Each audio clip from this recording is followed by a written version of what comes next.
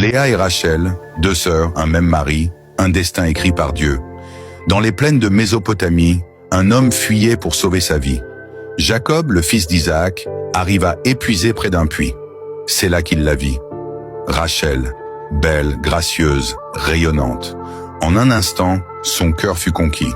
Jacob sut immédiatement. Il voulait l'épouser. Rachel était la fille cadette de Laban.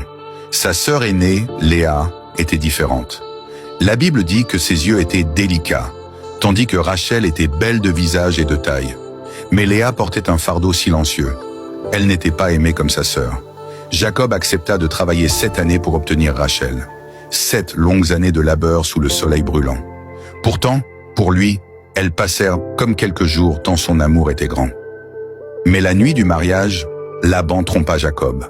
Dans l'obscurité, il donna Léa à la place de Rachel. Au matin, Jacob découvrit la vérité. La colère l'envahit. Il avait été trahi.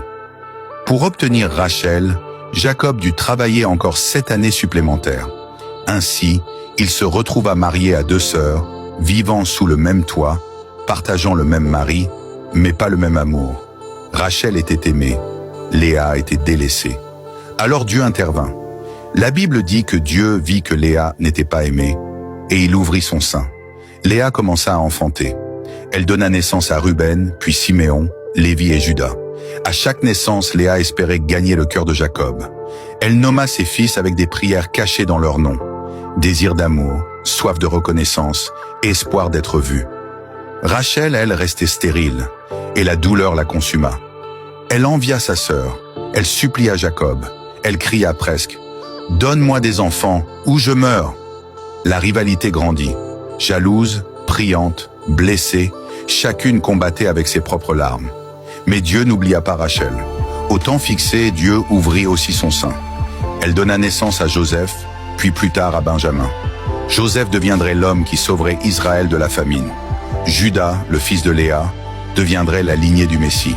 2 sœurs opposées, 2 douleurs différentes, mais un seul Dieu souverain.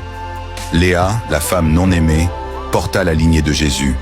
Rachel, la femme aimée mais stérile, porta le sauveur de sa famille. Cette histoire révèle une vérité puissante. Dieu ne choisit pas selon l'apparence ni selon la préférence humaine.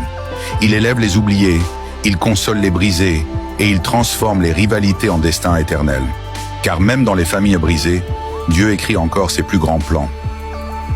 Abonne-toi pour d'autres histoires inspirantes de la Bible.